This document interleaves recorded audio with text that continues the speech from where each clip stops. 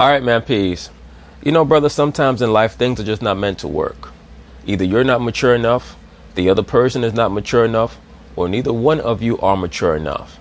And I believe that that is the case with the Boston Celtics. I don't think that Kyrie Irving is mature enough to be a leader for that team or any team right now. I don't think that his surrounding teammates are mature enough to be able to acclimate what they do to what he brings to the table. I don't think that their head coach, Brad Stevens, is mature enough to commandeer the locker room. I'm not even quite sure if Danny Ainge has the level of understanding. I'm not going to say that he's not mature enough, but once again, I'm not even quite sure if he has the level of understanding to try to bring a certain level of calmness to this entire situation. Because right now, this is an offshoot of what happens when players have too much free time on their hands, too much power, and too much access to information. The entire Celtics situation has devolved into one huge, tumultuous, cantankerous bubble fuck. That's what this is right now. So anyway, they're going to talk about it. I'm going to chime in. The Celtics were blown out at home by the Spurs Sunday. Kyrie Irving had some interesting comments after the loss. I mean, like, winning's hard, man. No shit, bro. That's why they pay you so much money. Winning's hard. Team environments are hard. Now, brothers, you heard that? Kyrie said team environments are hard. That's like a person who says relationships are hard. You know why relationships are hard for certain people? Because they're selfish. Because they don't think of others. Because they're disloyal. Because they're not trustworthy. That's why relationships are hard for certain people. When you hear someone say being on a team is hard, it's because they're putting themselves before the team. Kyrie Irving is very good at saying the right thing, but he's not very good at doing the right thing. Because if he was doing the right thing, he would understand that as the point guard, what comes with power is sacrifice. How you get your teammates to truly follow you, if you're a real leader, is by showing them that you're going to sacrifice shots, points, acclaim, fame, notoriety, etc. And that will make them buy in. Because the 2019 Celtics are not the 2001 76ers. They're not just going to sit idly by and watch Kyrie Irving take 30 shots. Not saying that that's what he does every game, because Kyrie is a relatively proficient and efficient scorer, but he does it his way in a pseudo me-ball era type of style. When he says that he looked up to Kobe Bryant, it's very believable because he plays very similar to a 6'3" Kobe Bryant who passes the ball a tad bit more. But he forgets that he's the point guard. I say this all the time. Back in the early to mid 80s, Isaiah Thomas had years where he was averaging 23 points a game, 13, 14 assists a game. And when the Pistons started to win, there was a direct correlation between that and Isaiah Thomas's numbers going down. Not just his points, but also his assists. Because on winning teams, the players are getting hockey assists, not just regular assists. It's very possible for players to be greedy and also get a lot of assists. Russell Westbrook is a me player. That's why he gets so many assists in those games. That's why he gets so many triple doubles, because he wants to make sure that he's the guy who passes the ball to the scorer. But on great teams, you have players who are getting hockey assists. Isaiah Thomas back in the late 80s, he would get a lot of hockey assists. Kyrie Irving still has not matured to the level of understanding that his averages have to come down in order for his leadership to go up. It's not as simple as just, listening to everybody else speak about what's going on with the team. Well, sometimes it's as simple as listening to your coach and listening to your teammates. And I don't believe that Kyrie's listening to his teammates. And, it's hard being a professional athlete, being in a team environment and wanting to accomplish something very great. No, bro. It's hard to be unemployed. It's hard to be homeless. It's hard to have a fatal illness. That's what's hard. It's not hard to be a professional athlete and you're gifted and you work hard and you get to where you're supposed to be and you've done all those things. I don't want to hear any whining and bitching and complaining from you. Man up like your father taught you. Get the job done. If you can't get the job done, pass the baton to someone who's willing to get the job done and move on to a better environment for you. Case closed. I'm always going to say, they need to do this, they need to do that. Nobody knows. Nobody fucking knows. Then you know what, bro? Turn off the TV, get off the social media, and stop being so affected by what other people are saying. It's not that difficult. If people don't matter, and for the most part I agree with you, then show them that they don't matter by ignoring them. Nobody's been in my position. Nobody here. So I don't expect anybody here to understand that. Everybody can just speak on it. and just give their opinion about what would be best for it. Yeah, that happens when you're a high-profile person, which is what you are. You have to expect that, and you have to deal with that. There are ways for you to shut it out. Your problem is that you're too plugged into social media. Look at Kawhi Leonard. We've seen none of this energy with Kawhi Leonard. You know why? Because Kawhi Leonard understands the power of archetype. And you have to establish your archetype from early.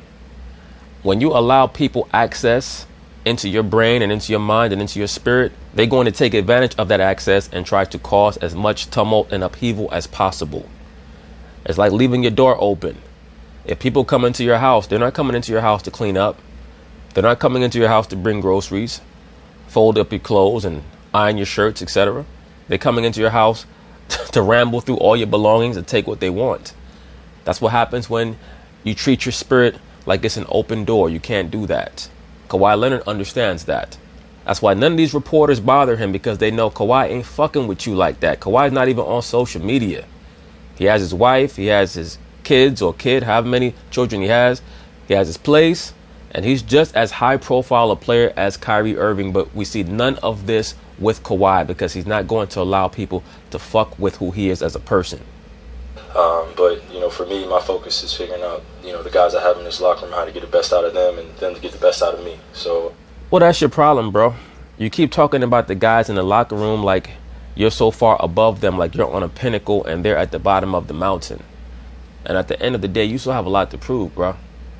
And you have the mentality of a Michael Jordan or a Kobe Bryant, and that's not the mentality that you should have. You need to have the mentality of Isaiah Thomas, because that's what's going to result in wins for you. As talented as you are offensively, they're not going to win a championship in Boston with you trying to average 26, 27 points per game in the playoffs, because I believe that that's what he's looking forward to try to show out and ball out in the playoffs. They don't need that. Jason Tatum and Gordon Hayward and Marcus Morris and those guys, they need to feel empowered by you. You're gifted. You're the only gifted player on their team. You have to spread your gift liberally and not just try to use your gift to highlight yourself. So it's been hard, but it's a challenge worth fighting for, because the end result is standing on that stage. Hopefully. That's what you're hoping for. Kyrie, it's depressing when I hear him talk. He needs to have more fun. All right. He doesn't know how to have fun because he boxed himself in. All right. It was the fourth straight loss for Boston, and now the C's are 2 games back of Indiana for the 4th seed in the East. Stephen A., I was really hoping that we were going to get to go to Boston. Is it time to give up on the Celtics? No. I'm not going to quite give up on them because I still think that they have the highest ceiling of any team in the Eastern Conference, but their quote-unquote mojo, their energy is terrible. It's horrific, and it comes from Kyrie. Kyrie has to emit more positive energy, and the way that you emit more positive energy is by making your teammates feel more powerful than they actually are, by making them feel like they're better players than they actually are. That's what a great point guard does. No, but it almost is. I'm getting there. I'm slipping because... Who you, DMX? You slipping, you falling? You about to get up? Here's the thing I want everybody to understand, and I really, really hope that Kyrie, who I just spoke to last week, I'm really, really hoping he's watching right now and he's listening. I don't disagree with anything that Kyrie said, but that's not the point. It's not about what folks know. It's not about the fact that he's the one that's been in his position and nobody else has, whether it's folks in the media or folks in that locker room. It's about how the players who he needs to contribute in the way he needs to contribute, how receptive they are to what he's saying. I agree. And why is Stephen A. Smith saying that? Is because he knows what I know, even though I don't have anywhere near the access to the players in Boston that Stephen A. Smith has. That being that the players in Boston are out on Kyrie. It's very obvious. It's very obvious that they're out on him. They could try to pal around and joke around on the sideline, on the bench, in public, etc. I don't think that any of them would mind if he left, including the coach, Brad Stevens. I think Brad Stevens is done with Kyrie. Because it's not a big deal to get reamed out by the best player on your team, as long as the best player is on a Kobe Bryant, LeBron James, Tim Duncan level. Kyrie Irving is at the point now where he's trying to get at Brad Stevens and snipe at Brad Stevens every other game. And it's like, bro, you're not good enough to do that. No disrespect. You're not a transcendent player. You're not a superstar player, at least not according to my reckoning. There are only 4 real superstar players in the NBA right now, and I would probably put James Harden and Giannis Antetokounmpo on that level, but they have to show me more in the playoffs. But there are only 4 going into 6 superstar level players in the league. Kyrie's not one of them. And I think that Brad Stevens is getting tired of the bullshit. And the fact of the matter is, they don't appear to be that way. Terry Rozier is on the record saying, we flow with Kyrie. His mood dictates our mood. In other words, Kyrie's up and down demeanor and the way in which he's constantly emoting to the press is depressing his teammates in the locker room. Once they're depressed in the locker room, they take that out onto the basketball floor. So when you see Kyrie, the way that you've been seeing Kyrie, it doesn't exactly, Max, make them but so receptive to what he's giving off. And if they're not going to flow with him, he clearly can't do it by himself. And the Celtics are going to fall. It's not that he's wrong. It's that what he's saying and doing appears to be counterproductive for them. And then on top of that, he's become the guy who apologizes for everything and then goes back on his apology 2 days later. And when you become that guy, you lose all credibility. I don't care what the nature is of your relationship to someone. Brothers, when you become the guy who apologizes all the time for your foibles or your flaws, and then you go back on what you apologize about 2 days later, 3 days later, the person that you're apologizing to no longer takes you seriously at all. They no longer hold you as someone with any form of credibility or validity. You're done. And that's what I believe has gone on with Kyrie in the Celtics locker room. He's done. They don't trust him anymore. That's the problem. Listen, this is an ongoing debate we've had. Is it Gordon Hayward or Kyrie Irving? And I think ultimately the responsibility is on Kyrie. He needs to... The responsibility is on Kyrie. The issue is with both of those players, but the responsibility is on Kyrie because he's the leader. Needs to figure out a way to lead this group of guys to the promised land. That's his job. I think he understands that. I think he's trying. He's made some missteps because for him, it's the first time really in this situation as the leader, right? Because he was hurt last year, heading into the playoffs. So some of it's trial and error. Oops, that national interview went bad when it turns out it looked like I threw my teammates under the bus. That didn't work. But here's something I want to say. I don't think Stephen A. you or anyone who liked the Celtics should start slipping in terms of their hope now, because an interesting thing is happening. It's not just that the Celtics had to adjust to the inclusion of Kyrie and an incapacitated, essentially still, Gordon Hayward early in the season. It's that Gordon Hayward and Jaylen Brown, for that matter, and some others are starting to come around. But now there's a readjustment period. You know, now the quantities on the team are different now. The quality of the players has... Look, Max, I have to cut you off because you're rambling a bit too much now. The real problem with the Celtics, number one, is the leadership of Kyrie. Kyrie's going to have to raise his level of understanding on how to lead. I don't believe that it's going to occur with the Celtics. I think that he's going to leave the Celtics, and I believe that it's going to be the best thing for both parties involved. As of right now, their problem is that they have too many of the same type of player. That perimeter wing type player, they have too much of the same thing. And then on top of that, their style of play. Kyrie's holding the ball too much. He just is. He's holding the ball too damn much. Has changed, and what they can do together has changed. So still the Celtics are in the process of trying to figure this out heading into the playoffs. But Jaylen Brown had an excellent shooting night the other night. Gordon Hayward shown signs in the last couple weeks. I would not give up hope if I was a Celtics fan. And by the way it looks now, a dude like Kyrie Irving kind of has the doubters exactly where he wants them. Well, that's a semi-valid point because right now the stock on the Celtics is so low that if they were to go out in the first round, I'm not quite sure people would be shocked.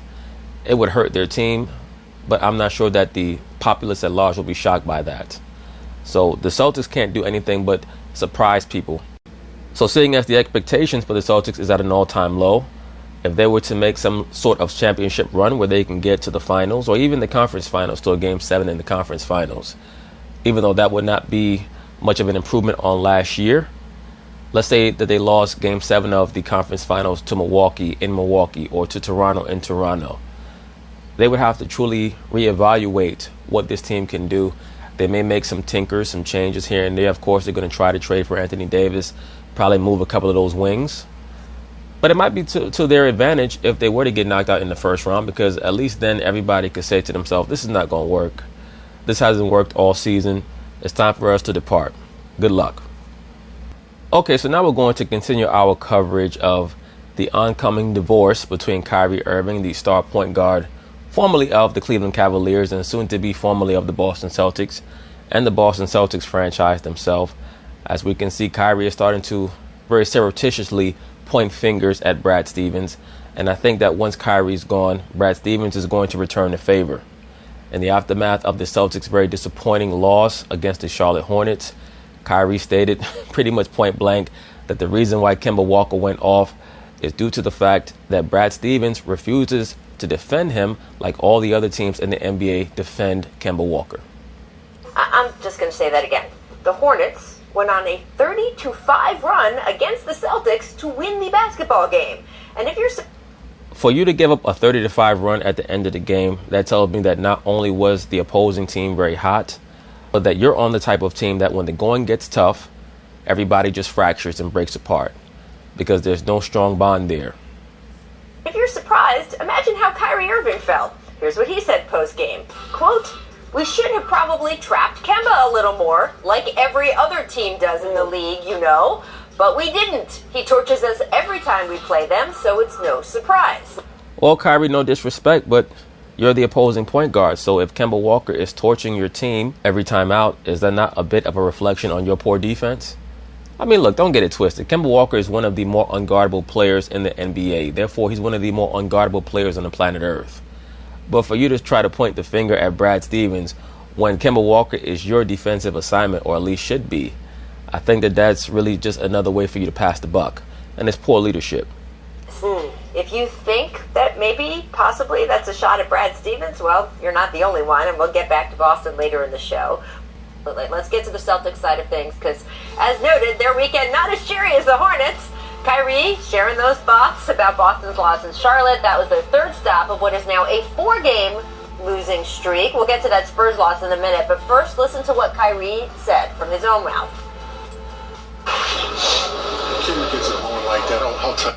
Now look at this hat that Kyrie Irving wears.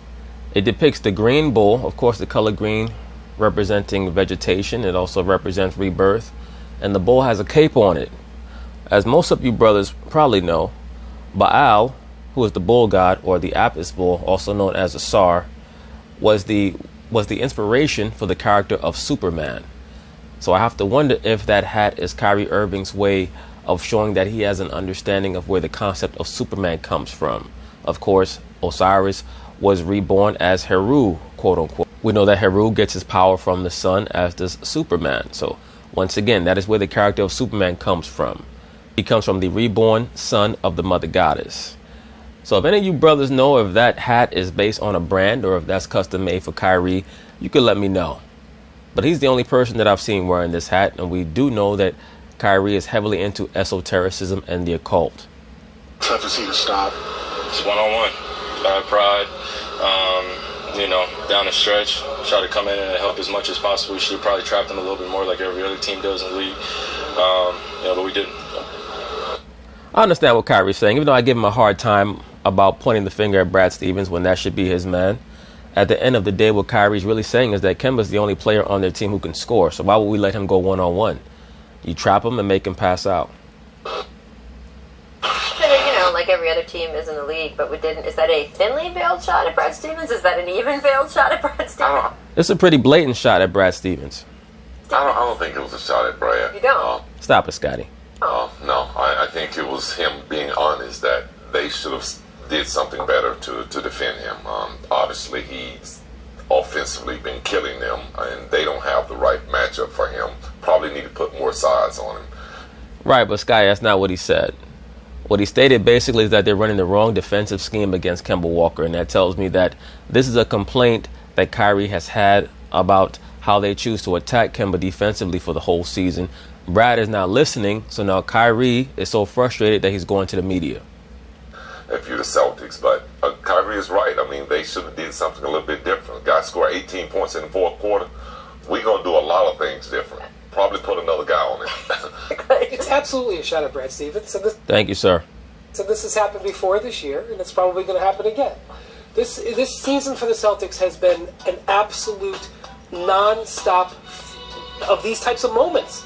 It's been a roller coaster, no doubt about it. It just kept going and going and going, and that's why I believe that the pressure has gotten at Kyrie. The high expectations have gotten at Kyrie. Why you say, boy, I look at their talent and I just love it. And we just saw them make this West Coast trip and this flight where they had this wonderful meeting and blah, blah, blah. But they really did look good out here. They really did play well. So what's so frustrating about this team is that you see them play well, you know their potential, but then you see what they say about it and you just like, do they even have any idea that what they need to do to get into the playoff mode? The issue with the Celtics is that they're winning purely on talent. They're not winning on anything else other than talent. They have 2 or 3 young players who are upset because they thought that they were going to take the next step in their career this season. And they were told that they were going to have to take a back seat behind Kyrie Irving and Gordon Hayward because Kyrie and Gordon are older and they're getting paid more. And that was the only attempt at a substantiation for why those younger players had to take a back seat. They're still frustrated by that, and I'm not quite sure if the Celtics have gotten over that or they will for the entirety of this season. If I was a Celtics fan, I would be extraordinarily frustrated. Imagine being like the Celtics ownership or even being Brad Stevens. So there's your cone of uncertainty. It's never been wider. Because at this point... Scotty, I believe that this is a martini glass of uncertainty. I'm sure you do because you're probably a drunk broad. If you look at it, but Brian has constructed this paradigm of damn lush. But he doesn't know where they right. He doesn't. He said that they could go anywhere from the first round to the championship. And at this point, they're probably going to not have home court advantage in the first round. Well, no, the Celtics are not going to have home court advantage at the very least in the second and third round. The first round is going to be dicey. There's a few games left. The Pacers do have probably the hardest schedule of any team in the NBA. I mean, their schedule is up there. Their strength of schedule is up there, I think, with the Nets and with OKC as being the hardest for the remainder of the season. So maybe the Celtics might be able to squeak past them, but I don't even think the Celtics are worried about having home court against the Pacers. Well, I mean, I've said all along starting this season that this is going to be a very tough year for Brad's season because if the players don't sacrifice, then it's all on the coach. And that's all it's about. True leadership is about sacrifice. And you can't look good as a coach when you got players complaining.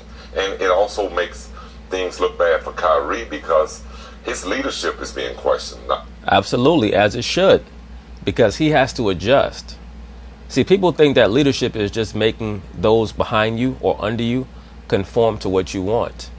As a leader, you have to be able to bring out the best in those who are working under you or who are operating under you so that they can feel comfortable in following your leadership. Because that's part of leadership is recognition. You have to be able to recognize what people do well as opposed to what they don't do well. Kyrie's trying to have, as I've already stated, he's trying to have another Allen Iverson type of rapport or dynamic with his teammates where you just exist to watch me score. You're going to do a lot of the dirty work, and these guys are not dirty work guys. They're not Tyrone Hills on this team. Jason Tatum and Gordon Hayward and Jaylen Brown, these guys have actual talent. Okay? They're not just there to rebound and defend and make Allen Iverson look good or Kyrie look good. And Kyrie has to adjust his game. Isaiah Thomas had a lot of talent on his team in the late 80s. He adjusted his game. Night in and night out because rightfully so, he got players there instead of him trying to be the leader. He's there trying to nurture guys and trying to get them to play hard and trying to get them to just, be productive. It's a different situation when you're out there trying to lead and run plays and do those little things instead of having this guy. You always got to pat him on the shoulder. Right. You always got to step in when him and the coach are talking. So it's just been a tough season for the Celtics, but they can still flip a switch and play well in the playoffs. Well, we'll see. Well, that's what they say. They're That's what they continuing to have I agree with you, Brian Windhorst. The Celtics talk like they're the Golden State Warriors. conversations, though. It took nearly 20 minutes for Brad Stevens to leave the locker room after last night's loss to the Spurs. Then he said this. I think about that every day, Adam.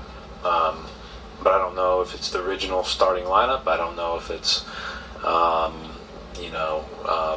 better rotations. I think you're always thinking about that. But Brad Stevens talk like somebody who don't give a shit if he loses his job. Because it's very rare that you see a coach get on the podium or come to the podium and say, I don't know what I should do. I don't know what the rotation should be. I don't know what the lineup should be, or if I should change the lineup, and so on and so forth. That's a coach who either, number one, does not care if he loses his job, or number two, knows that the general manager is all the way behind him and will never deviate from supporting him. But I don't know that that'll be our starting lineup that we've been starting. All right, so is he changing the starting lineup? Let me just ask Scotty this. How many times in your career did you watch film in the locker room after the game? None. Michael watch all the film. Because that's what happened with the Celtics. Just a handful. I mean, it's not common. Never. Never. Michael watch all the film. I went out and bought lunch. They had a little bit better technology now, so it's a little Maybe bit on the more. plane, flying back. Right. Yeah, maybe a little bit. That's what they did after the game yesterday. the Which, by the way, may yeah. be the exactly correct thing to do. But all I'm going to say is we are in March, and they are taking these steps. And Brad was like, it was not a team meeting. I was like, you were all together there talking. It was a team meeting. Right. You know, the fact that they are still doing this at this stage, and also if you read the quotes that the guys were saying after the game, whether it was Marcus Smart or Kyrie, they were kind of like, yeah, we'll be okay. We'll we'll figure it out. And I'm like, I'm not saying you're not, but aren't any alarm bells going off at all? Because alarm bells for me are going off when you're having a post-game film session to address basic issues in March. That's concerning. But how would that feel? Well, alarm bell should have been going off for your fat ass a long time ago, Brian Windhorst, because this team is in trouble. How would that feel for you as a player? I mean, I'm with Brian. It's kind of mind-boggling the fact that they got to watch video after a game, and the Celtics. You're not playing the type of basketball that we've seen you play a year ago. You have yet. Nowhere near, especially defensively. And that's a telltale sign when your players, when your supporting cast, quote unquote, is no longer all in. They start giving up easy baskets. Have yet to meet your expectations, and you're throwing punches at each other. You're throwing punches at the coaches, as Brian. So, Brian is correct, Scotty. You know it. they're going to be fine. All right, so you still think the switch is coming? I think come postseason, all this get cleaned up. All right, we're coming up. That's some bullshit, but we'll see. I just think that it's time for them to part ways. That just cannot happen until the end of the season, though. So peace.